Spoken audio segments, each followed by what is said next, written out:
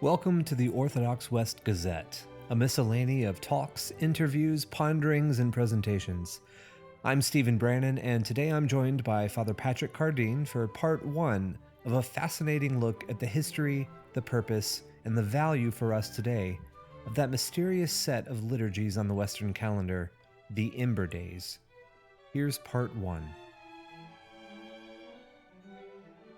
Thanks again, Father Patrick, for joining me on the Orthodox West Gazette to talk through things liturgical, spiritual, anything involving the Western Rite and its tradition for us in the Orthodox Church. It's been a little while, but I'm looking forward to this conversation because where we are today is the beginning of just about the beginning of Lent. And in the first week of Lent, there is a mysterious 3 days on our calendar and in our liturgical books that we encounter periodically in the year, but it's one of those things that I frankly don't know a ton about, either in its history or its liturgical purpose, or even the liturgies themselves. Because quite frankly, it's rare that we at our small church get to celebrate them, and I have a feeling that we're not completely alone in that. But you're going to make a case for the value of this particular set of liturgies and what its real purpose and meaning is for us. So I'm really looking forward to hearing about that from you. So thanks so much for joining me. Well, thanks, Steve, for asking me to do this. And this is something actually over the last few years I've become passionate about. And I think you've hit the nail on the head. Um, these days that we're going to talk about, Ember Days, we're going to be talking about Ember Days. They really are sort of a liturgical season in search of a meaning. I don't, even among the clergy, honestly, I know very few people who really connect with them. And it's primarily because Yeah. we sort of lost the origin of their meaning. And there's been all kinds of layers added to them that have obscured what they're really all about. And, I began to question this a few years ago and go on a bit of a search to try and understand what they were all about. And as it started to unfold for me, I began to become convinced that the Ember Days in the year um, could be really important to shaping our Christian culture, the culture of our liturgical life of a small community. And so when I began to see that, we purpose to have mass on all the Ember Days throughout the year. And we've been doing that for years now. And by having mass and observing the days, it's really helped to make them a part of our life and also reinforce how they can be important in shaping a local culture. So, Ember Days, that's our All right. topic. Yeah. So what are the Ember Days? So this is probably going to be a two-part thing, and the first part's going to be the history and the development of the Ember Days and just what they are. And the second part, and it might be a little tedious if you're not a nerd or a geek, but I beg you to stick with us because I think by the end, especially by the end of part two, I hope to convince you that these can be really, really important and meaningful aspect of our life together. Um, if you pay any attention to the liturgical calendar, you may be aware that there occur on our calendar these Ember Days. But as you said, not very many people know what they're for, what they're about. I'm going to talk a little bit about as I go why they've become so misunderstood and why they've become lost. Their meaning has become lost to us, and how they can be an important part of our devotional life. But I'll start with some definitions, just some basic definitions. In Latin, which is still used for these days, they're known as cator tempora, and this means 4 times. So that's the Latin term for the Ember Days. In English, we also refer to them as Ember Weeks, Ember Tide. So we can call them Ember Tide. When we use the term tide, it actually kind of refers to like a season, a liturgical season. So you have Epiphany Tide or whatever. So Ember Tide. So it's a week. It's a certain week, but it's really could be thought of as a little mini liturgical season in a way, a little season. The Cator Tempora, 4 times, basically indicates for us that there are 4 sets of Ember Days in a calendar year. Okay. Each Ember week, and these Ember days occur in 1 week. Each Ember week, or the Ember days, consist of a Wednesday, Friday, and Saturday of their respective weeks. And they're basically times of fasting. We have special readings, we have special masses appointed, special offices for these Ember days. Um, Also, importantly, they occur, or they originally always occurred. Now it's sort of around these times in March, June, September, and December. To spread out across the seasons. Yeah. So immediately, as you say, what should strike us from this is that they are basically in spring, summer, fall, and winter. They can be remembered. Sometimes people, it's nice to know when they're coming. It's important to know when they're coming, which you're gonna see why as we go through this. But the spring Embertide always falls in the week after the first Sunday of Lent. So it's always in the week Okay. after the first Sunday of Lent, the first week of Lent. The summer Embertide always occurs in the week following Pentecost, so in the octave of Okay. Pentecost. The autumn Ember Days always follow the exaltation of the Holy Cross, which is on September 14th. If September 14th falls on a Thursday, it's the next week. It's always a week after. The winter Ember Days always follow St. Lucy's Day, which is December 13th. Hmm. So those are the 4 times. There's an old English rhyme, and this is fun too. In the medieval times, there were always, these cultural things to help people kind of remember the liturgical times of the year. And there was an old English rhyme which says, "Fasting days and emberings be Lent, Whitsun, Holy Rood, and Lucy." Lent, Hmm. Whitsun, Holy Rood, and Lucy. And there's a little bit more catchy way to remember it: Linty, Penty, Crucy, Lucy. So, Linty, Pinty, Crucy, yeah, Lucy. so that's how I remember it. Nice. Lenti, Penti, Cruci, Lucy. So Lent, Penti is Pentecost, Cruci is the Day of the Holy Cross, September 14th, and Lucy, St. Lucy's Day, December 13th. So that's kind of the season. That's when they occur throughout the year, and a little catchy way to remember them. Um, the etymology of the English word for ember. Okay, I want to talk a little bit about that. It might sound a little nerdy at first to get into the etymology of the word, but it's actually quite interesting, and it's going to be important for our understanding of what these days are all about. Um, Now, Mhm. we use Ember Days, Ember Tide, Ember Week in English. In the Italians and the French, they still use the Latin to this day. That's how they refer to it, Cator Tempora. The Spanish and the Portuguese, they call these seasons temporis.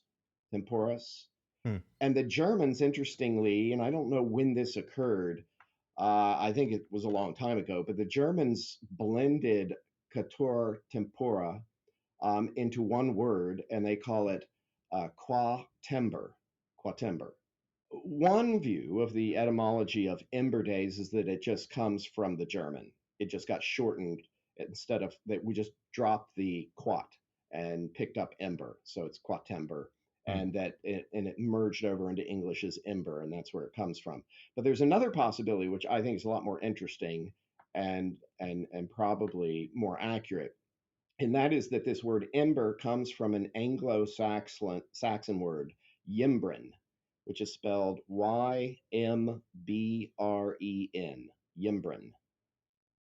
And this word yimbren in Anglo-Saxon means a circuit or a revolution, okay, something going Hmm. around. And they use this word yimbren to refer to the cycle of the year. That's what it was used for, the yearly cycle. And we have many historical instances, and this is going back, over 1,000 years, early period, where there's this word yimbren is used in a compound. So you have yimbren tide, which is ember Hmm. tide. We would get ember tide from. Sounds like Embertide, Yeah. yeah. Yimbren wukon, which is ember weeks. Yukon means weeks. Yimbren fiston, which is fiston is fasts. So you have the yimbren fasts.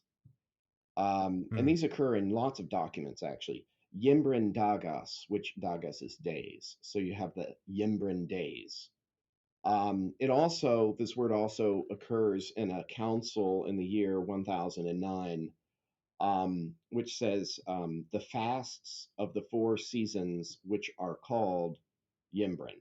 So I think the evidence is pretty strong that our word ember comes from this Yimbrin more than likely. Hmm. Um, And so that means a revolution or to go around in exactly, a Old English. cycle. Yep, Okay, revolution, a cycle. gotcha. And that's going to become the reason I want to talk about the etymology of the words, because it's going to become very important to where we're going to end up with the original meaning of the ember tides. So we starting from today in English, we've got ember, then you've got yembrin, then you've got quattuor tempora. But before quattuor tempora, before the Latin, because that came in later, they were originally, because these are very ancient, they were originally just known as the fasts. These were referred to the 4 fasts of the year, and they acquired the Latin quattuor tempora in around the 9th century, and then about 200 years later, um, we get this Anglo-Saxon word develops, yembrin, and then later we come to our English word ember, which we use today. So this cycle that occur 4 times a year according to the seasons. Um, Most of us are probably familiar with the cycle of our liturgical cycle, which we walk through every year, and it basically lays out for us the life of Christ, right? And we call this the temporal cycle, the temporal liturgical calendar cycle. There's another cycle that we have that is concurrent with the temporal cycle. It sort of overlaps it. They run together, and that's the sanctoral cycle. So there's 2 liturgical cycles going on at the same time. The temporal cycle basically takes us through the life of Christ. The sanctoral cycle takes us according to certain saints' feast days, essentially, to put it simply. So we've got seasons of the life of Christ, and feast days for the saints. Um, you would obviously recognize the different seasons of the temporal cycle: Advent and Christmas, Epiphany. Right now, we're in Septuagesima, which is pre-Lent, but it's leading us up to Holy Lent, which is sort of a preparation for Easter, Pascha. You've got Pentecost, and Ascension Tide before that, and then Pentecost. So these are the liturgical seasons that walk us through the life of Christ, and they're hinged on 2 points: on the birth of Christ and his death and resurrection. So Christmas and Easter are the hinge points, and all of the other temporal seasons are in reference to those two. You know, the cycle of incarnation and the cycle of redemption. The thing is, though, and so we're all familiar with that. How do the Ember Weeks fit into the temporal cycle? Okay. Um, Yeah, it's almost like they're a, a third track, or they interact with both the okay. Yeah, temporal and the you are yeah. you are anticipating where I am heading. This is where all the confusion comes in, and this is why we don't know what to do with them. We've got these 4 little mini liturgical seasons called Ember Tides, which don't have they do have something to do with the liturgical seasons, the temporal cycle, but not in the not real. They do and they don't. Mm, It's that's why we're left kind of confused and not knowing what to do with them. Um, so these Ember Weeks were always very special. They're very ancient. They were corporate fasting periods. They had their own proper liturgical rites associated with them. The masses, they were special masses written just for these Ember Days. The divine office also had special offices and prayers and collects written for these Ember Days. And so that's the source. It's an understandable reason for our confusion. They're kind of like a square peg in a round hole.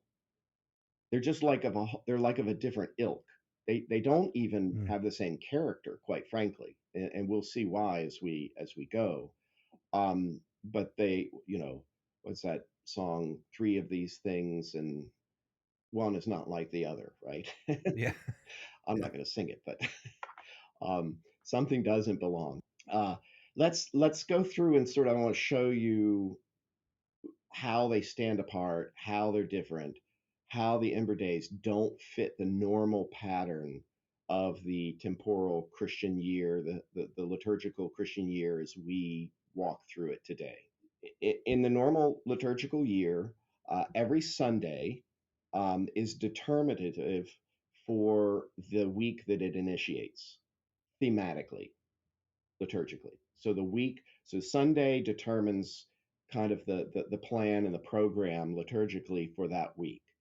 Um, that theme then gives way to the theme of the next week. Now, sometimes there's concurrent weeks of the same theme, but that theme gives way to the theme of the following week on Saturday evening, specifically after the ninth hour, which we call known.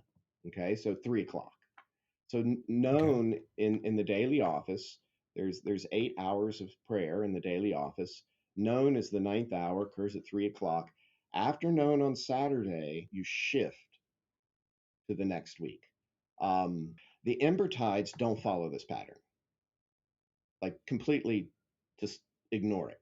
So these ember weeks, these ember tides, they're kind of like these self-contained little seasons that don't really Hmm. fit, don't follow the pattern. They break the pattern, and they're not really always immersed or completely connected with the liturgical season that they fall in, and they certainly Hmm. weren't originally, which I'll explain in a moment. Um, well, they predate the liturgical seasons to start with, so that's very important to understand. Now, over time, and this adds to the confusion, when the liturgical calendars developed, the ember weeks weren't exercised from the calendar, they were retained. And the liturgical year sort of just was laid over top of them. And as it was laid over top of them, the masses and the office of the ember weeks began to take on and assume some of the character of the liturgical season. So people started to think that the Ember Days were connected originally, that if we want to understand what they're about, we need to understand the liturgical season in which they fall. So we began to try and derive their meaning for us from the liturgical season they're in, because in Lent, the prayers in the Ember Day masses reflect Lenten themes. Right. In Pentecost week, the prayers in the Ember Days during Pentecost reflect themes about the Holy Spirit. So this is confusing now. All of a sudden, the Ember Days, they're associated with the liturgical season, but they're not. But they are. They have become that way, but that's not their original meaning. Huh. Okay. Okay, so this is where it starts getting it. This starts to breed some of the confusion. Um, they obviously originally weren't associated with the liturgical season because they predate the liturgical season by hundreds of years. Right. Yeah. So this is what the scholars talk about, and you can read everything you read on the Ember Days. They say, oh, they're about the liturgical seasons. Well, that's completely false. Oh, they're about harvest. That's not true either. And we'll talk about some other theories about what they mean and what they're associated with. But um, let me show a little bit more about how they break the pattern of how the normal liturgical year and liturgical week works. Um, Okay. the Ember Days don't actually, the liturgical theme of the Ember Day doesn't conclude on Saturday at noon, like a normal week would. It actually bleeds into the following Sunday. Huh. Now, this is really interesting. And this is really important for us to understand, is to see how distinct the Ember Days are from the liturgical year that developed later. So we enter. Let's say we enter. We're about to enter into the spring Ember Week, the week after the first Sunday in Lent. So let's say we enter into Ember Week, and it consists of it's the whole week, but what's really emphasized are three fasting days: Wednesday, Friday, and Saturday. Um, and this week is going to stand on its own in a unique way. Originally, going way back. The Sunday following the Saturday in Ember Week does not did not move on to the next liturgical theme as it does now. The Sunday following the Ember Saturday was actually referred to as Dominica Vacant or Vacant, which basically means empty Sunday. This is just going to Hmm. illustrate for us the point I'm trying to make. Um, so, in the early days of the church, before the 7th century, um, there were 4 Sundays which had no proper masses up until the 7th century. These are the 4 empty Sundays because these are the 4 Sundays that follow the Ember Weeks Wow. Up till the 7th century. up to the 7th century. And the reason is because the Mass for Ember Saturday took place at night, and it fulfilled, it satisfied, it took the place of Sunday liturgy. And it wasn't until the 7th century that there were actual masses written with their own propers to fill these 4 empty Sundays. But up until then, these 4 Sundays had no proper mass because the Ember Saturday Mass, which was called a Vigil Mass, Uh-huh. and it was done at night, it took the place or satisfied the requirement of the Sunday liturgy. Now that is really really interesting Yeah. because what does that say to us? First of all, it really speaks to us of the antiquity of these Ember Weeks. It also it really emphasizes the importance that the church put on these Ember Weeks for a Right, Saturday yeah. vigil mass to literally supplant and take the place of Sunday's mass. If we study the period, that early period, we see what's happening in this development, this liturgical shift going on in the church, where you've got the very ancient Ember Days, predating liturgical year as we know it. Then you have the development of the liturgical year coming in, and you see an intersection between the ancient Ember Days and the development of the liturgical year. Right. And so what's happening is the liturgical year is being laid over top of the pre-existing Ember Days. The Ember Days are not removed from the calendar, and they're still in our calendar. We still observe them, and because of their antiquity and their importance, and they do something for us that is unique, which you're going to have to stick around for part 2 to find out. But they do something for us that the liturgical temporal calendar does not do for us, and it is absolutely important in my view, and I think that it is especially important in our current culture and in the modern times in which we live. I really think these Ember Days can answer a need that we have, that's missing from our cultural life. Anyway, Hmm. we'll get to that as we go. So during this time where you've got the 4 vacant Sundays, up into the 7th century, you have a real anomaly going on here. I mean, it's things are not matching up real well for the pattern of the liturgical year, the temporal cycle. And you've got a few centuries where you see the church trying to figure out what to do about this.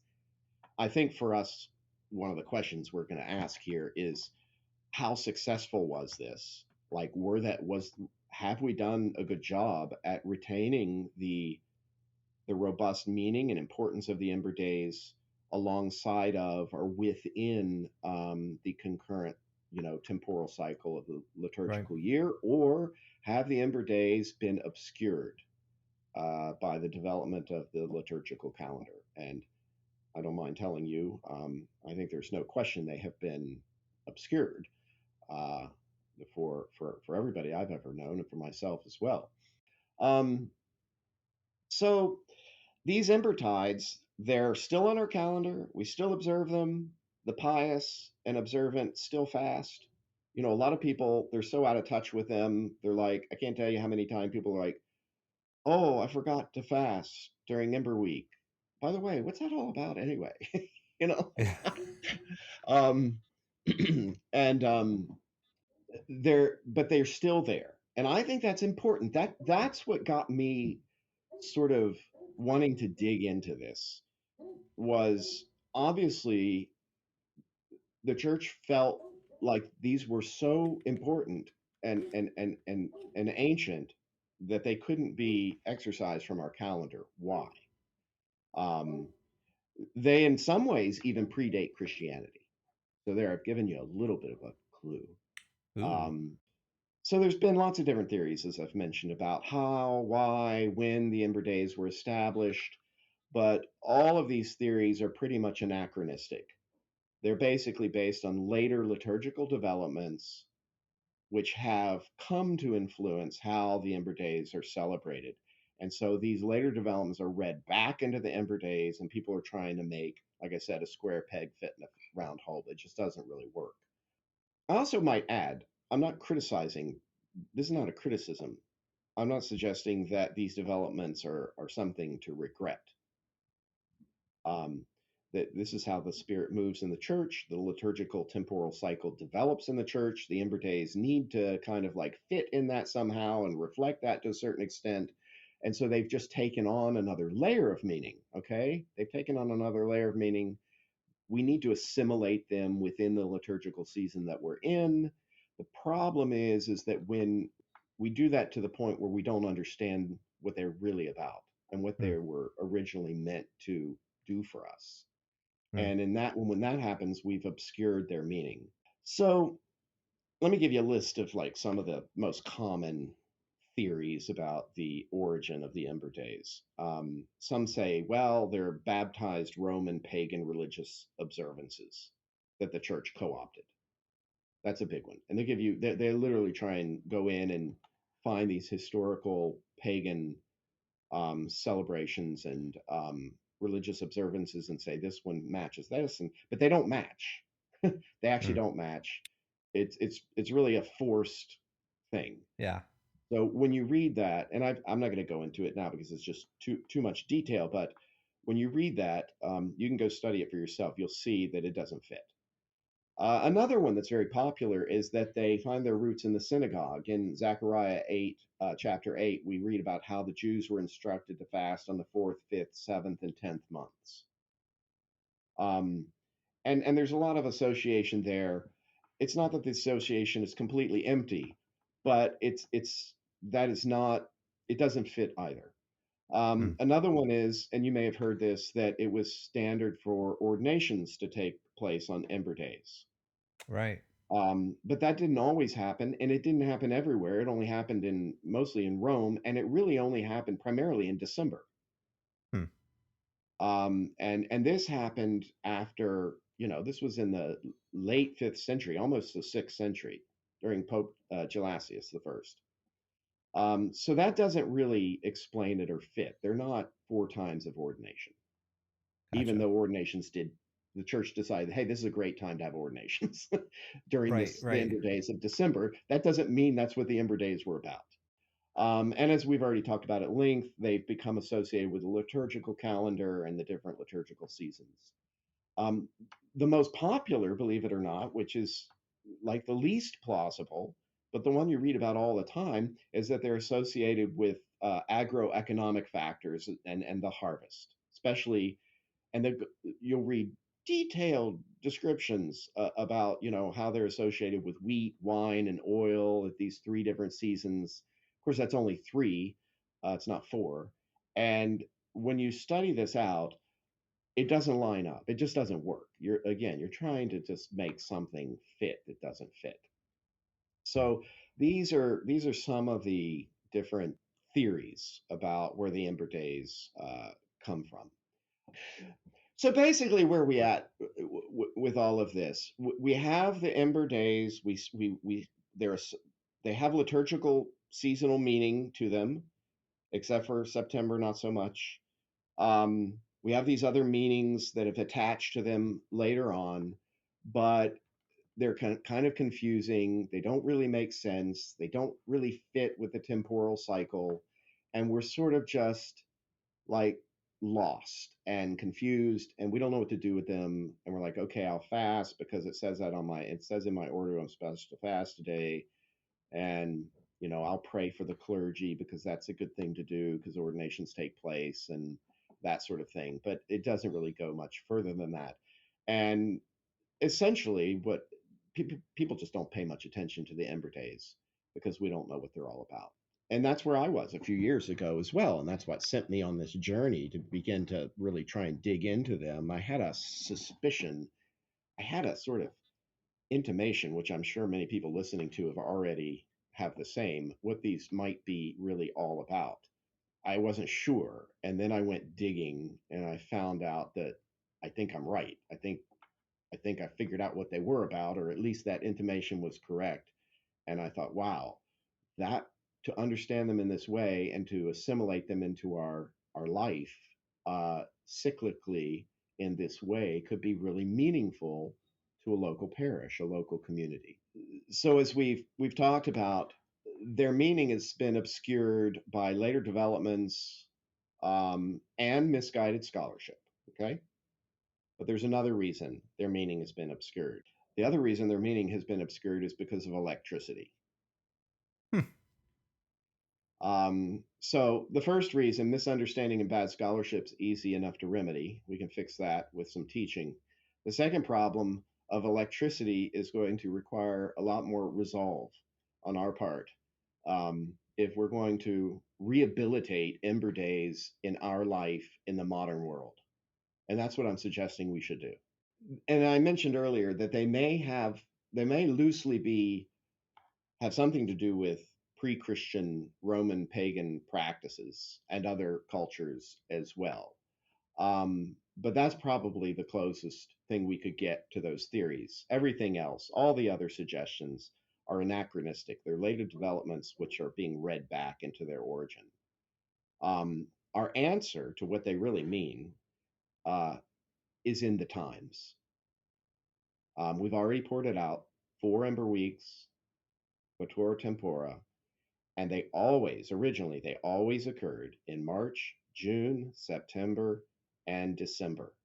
Now, today they don't always occur, almost always in those months, but because of the liturgical calendar, the development of the temporal cycle, the spring and summer dates can come a little bit early, not a lot early, because of Pascha. Pascha is a moving date, and Right. because of that, and Pentecost, that shifts the spring Ember Week can sometimes fall in February, um, but they basically always fall in March, June, September, and December. And before the liturgical calendar, and this is also another thing to illustrate the point I've been making, they always fell in March, June, September, and December. So, what's important about those 4 months? What do they share in common? March, June, September, and December. I know it has to do with the sun. Yes, sir. These are the equinox and solstice. So there's 2 equinoxes and 2 solstices a year. The spring equinox is in March, the summer solstice in June, the fall equinox in September, and the winter solstice in December. And these cosmological events for us on planet Earth have always been incredibly important to ancient people. They're not important to us anymore because we have electricity. I didn't even grow up knowing what these things were. I had no idea Right. what this was. I had to go look it up to understand the tilt of the Earth and the revolving and how the sun hit it and the equator and how this all worked. But for people, ancient, and when I say ancient people, and this is the part that's kind of interesting, I'm talking about people that lived before the 1800s, right?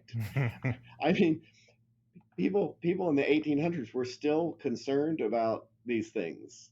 So these cosmological occurrences, 4 times, they mark the astronomical passage from one season to another, and they basically divide the year up into 4 equal parts. And this event, for the entire history of mankind up until about 130 years ago, played a huge role in governing the daily lives of all cultures and people and societies in the history of mankind. And for us, this has essentially just been wiped out with Hmm. technology. And this is God running his universe through his, divine agents, and they were in touch with that. And we've basically, through our technology and inventions and urban life, we've pretty much eclipsed the sun, God's appointed sun and moon, with Hmm. our artificial lights, essentially. And it has changed us. I mean, I think, its impact, and this we could talk, this is another discussion, but how has this impacted our culture, our connection with the scriptures? You read the Psalms. How many of the Psalms aren't really meaningful to us anymore? So many of the Psalms are referencing these events in Sun, moon, and cosmology. stars. Yeah. Um, the sun, if we want to think about this for a little while, the sun is real. I mean, God made the sun. And there's an angel that's in charge of the sun, that's making the sun do what the sun is supposed to do. That's real. Like, that's really real. That's not, you know, light bulbs aren't real. Light bulbs are made up. They're faux light. Uh, think about it. If the sun goes away, we're gone. Life's over. We are still, even though we don't realize it, we don't think about it because of electricity, the function of our life and the earth is still being divinely ordered, not through our technological inventions, but still through the sun. And yet, think about how important that is to reality and to life. And yet we have very little connection to that reality. And so the Ember Days are a vestige in our liturgical life of a direct connection to this particular reality of the Exactly. sun's changes, and or the Earth's change relative to the sun, rather. And so that's the primary meaning of the Ember Days. Without it, I no doubt in my mind, like this, as I've studied this and read and looked at it, the Ember Days were marking the solstice and equinox. That was their meaning. They were to mark by fasting the four seasons. They were basically to to delineate man's relationship to God through creation in time and space, and how we live, and to they were basically to sanctify time and space in a fallen world. That was part one of this exploration of the origin and purpose of the Ember Days. Join us next time for part two as we dive into the value of the Ember Days for us today in our time.